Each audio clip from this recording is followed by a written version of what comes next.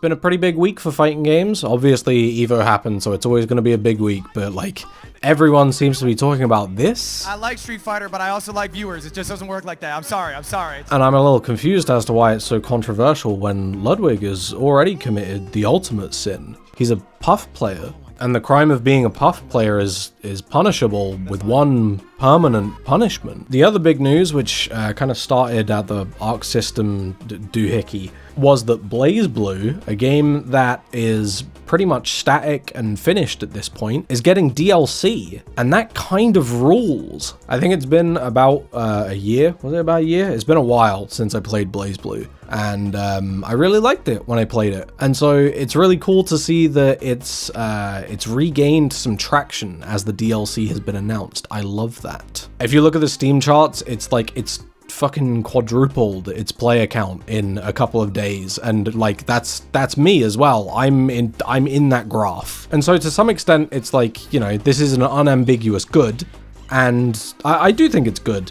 However, it has kind of made me think about whether or not DLC is like a unanimous good. And I understand that this is maybe a little bit of the Japanese man still fighting World War II shit, but fighting games are really weird in that they aren't quite art, they aren't quite sport, but they're also a product, but they're also both of those things at the same time. And just adding stuff to the experience isn't going to necessarily make it better, especially if you already have like a pre-established kind of idea about what the game should be. If you come to it maybe like once a week, once a month, maybe even just like once a year, and you expect it to act a certain way and it's changed by the time that you come back to it, I think that that's very odd. Like, let's imagine chess. Let's imagine chess got like an update every 5 years and the pieces change, there's new pieces, well, there probably wouldn't be less pieces, let's be completely honest. But there's new stuff every couple of months, maybe every couple of years. And then for a while, it stops. And the way that it stopped is that it has become the chess that we know. Some people really like this version of chess, some people really hate this version of chess, some people just haven't even tried this version of chess. But it's chess, you know, this is what we expect this thing to be. Now imagine that like X amount of years later, it gets like a new piece. That's gonna throw people off a little bit. And obviously the analogy isn't a one-to-one because, you know, chess is a static game in which you both have the exact same tools, but you kind of get the idea that I'm going for, right? In some respects, that might be really cool because it might just get a bunch of new people into the game, but in another kind of perspective, it will fundamentally change some of the dynamic about what people who enjoyed the game before enjoy or don't enjoy about it now. In this peculiar hypothetical like pocket dimension, we should also imagine that you can't go back and play the old version of chess that you did like or you didn't like. That is what happens when any game gets an update. I mean, there's a reason that they're making League of Legends Classic, right? Because some people like Season 2, or they think they like Season 2, and they would want to go back to that experience for some reason. But in the world of like modern League of Legends, or Tekken 8, or even Guilty Gear Xrd, the previous versions of Guilty Gear have kind of been eroded away. You can physically go back and play Rev 1, but if you try to find a game for Rev 1, you're not going to find it, because Rev 2 is Guilty Gear Xrd. It has effectively overwritten the experience of that version of Guilty Gear, even though it hasn't literally overwritten that version of Guilty Gear. Now that's fine if we like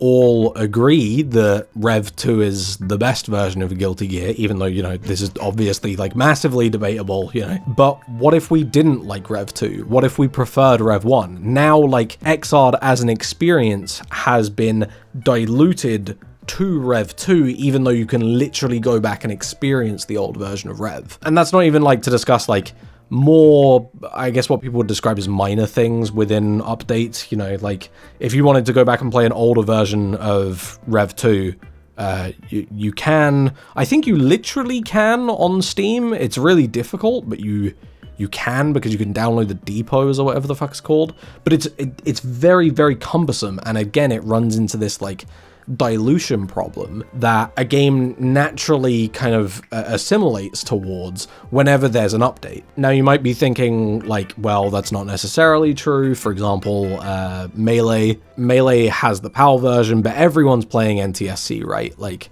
nobody is actually playing PAL, even though it's the more recent version, so communities can just kind of like come together and recognize a version as a more definitive version of the experience. It's up to the community. And while that's like, yes, literally true, Melee is an exception that is also built on like a completely different kind of time and availability, where the physical media did exist at one point, and also because Melee as an experience is pirated so frequently, people have repropagated NTSC as the standard experience. If you want to play Melee, NTSC is substantially more easy to find. It is more accessible than PAL nowadays. So as BlazBlue is getting this update, it's exciting for the idea that there is a new wave of BlazBlue players. There's this shock that this game that is so old is now getting support in a way that isn't rollback. However, if the character comes out and it comes out with a rebalance, I'm not sure if it comes out with a rebalance, to be fair, but let's say it does come out with a rebalance and everyone agrees that the older version of BlazBlue is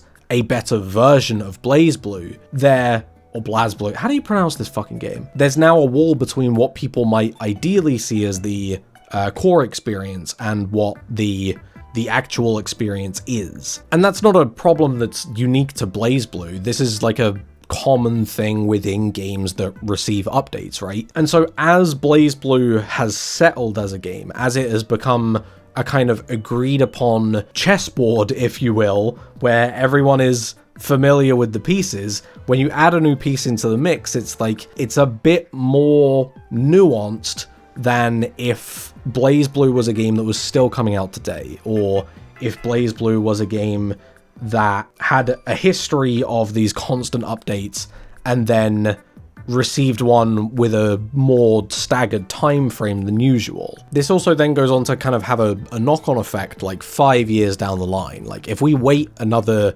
9 years and go back to BlazBlue, now you have more elements of the game that a player doesn't necessarily like have to learn. Like you don't have to be deeply familiar with every single character to have a good time with BlazBlue, but like it adds to this sense that a game is getting more and more intimidating, even though BlazBlue has kind of been this static thing for so long. So even though adding a character is really good for the game's kind of momentum, it doesn't come as a complete positive. And like I also want to point out that it is absolutely not an inherent negative at the same time. You know, people might love this character. At the same time though, like we should really address the elephant in the room. This DLC character is probably a prelude to a new BlazBlue being released in like 2 years. And so this adds like another element of kind of weighing up of the good versus the bad, because on the one hand there is a chance that the update comes out and people don't like it, or people really like it initially, but then like a year later, or even like a month later or 2 months later, people cannot stand this version of BlazBlue. They hate the character. They don't want this character to be involved in like their next 9 years of play. However, like at the same time, if you just want to add one new character, that's not worth making a whole new game for. So on the one hand, you could see this as like a move from Arxis that could end up damaging the game or the integrity or whatever the fuck else you want to call it. But on the other hand, it's also a way for consumers to kind of maintain access to the product that they already have, while also allowing them to experience what might have been an entirely new product if they wanted to kind of maintain the way that things previously were. Because in theory, they might release this version of BlazBlue and also make it so that like you can choose between BlazBlue Central Fiction and BlazBlue Central Fiction plus the new character. And that, like, as a set of checklists makes it so that, first of all, the person who has, like, purchased a product manages to maintain access to it, and secondly, gets to ride the wave of, like, a whole new thing without having to buy a whole new product. That stuff is great, but it also means that like you're simultaneously destroying a version of a thing in order to build a new thing. Because even with the case of Guilty Gear, where they have preserved Rev 1, you still fundamentally have changed its position in relation to the existing part of other products or the franchise. And that's just inescapable with the concept of whether or not you should like add DLC to your experience or not. And I don't think I would be like too concerned with this if I wasn't already kind of burned by another game. You know, Tekken 7 back in season 2 was so fucking good. It was, oh my god, it was incredible. It was genuine like golden age of Tekken. And then it just kept getting updates, and it kept getting updates and updates and updates. And it's like initially everyone has been pretty excited for a new, or they were pretty excited for a new Tekken 7 update. And then like as it just kept going and going, it kind of got worse. And then the final state that the game is left in is just, oh my god. And the thing is, because all of the things that Tekken 7 did were additions, they were DLC, they were new systems. Once you start adding stuff to an experience, you kind of can't take it back. You know, you can position things as nerfs, but you can't remove elements outright, which is why I think I have a bit more concern about even like a small DLC than most people probably have, because I've seen it go so wrong before. So for me, as someone on the outside who's kind of looking in, I'm really excited to see BB get like an update. I'm excited to be able to engage with it on a level where more people are in that kind of entry level phase, and so you get an experience that is closer to what the experience would have been like when the game was new. However, at the same time, I'm still pretty apprehensive about whether or not like adding a character to a game this late in its life cycle is really what's best for it. I don't know, I just have like a big mess of thoughts when it comes to how games are kind of existing. And like, I don't want to be a downer. Like, I don't want to be like, actually, it's really bad that BlazBlue is getting an update that everyone's excited about. It's just that, like, as it was getting exciting for people, and also, like, it was, you know, it was getting exciting for me, it did kind of prod at a little bit in the back of my mind that's going, I don't know if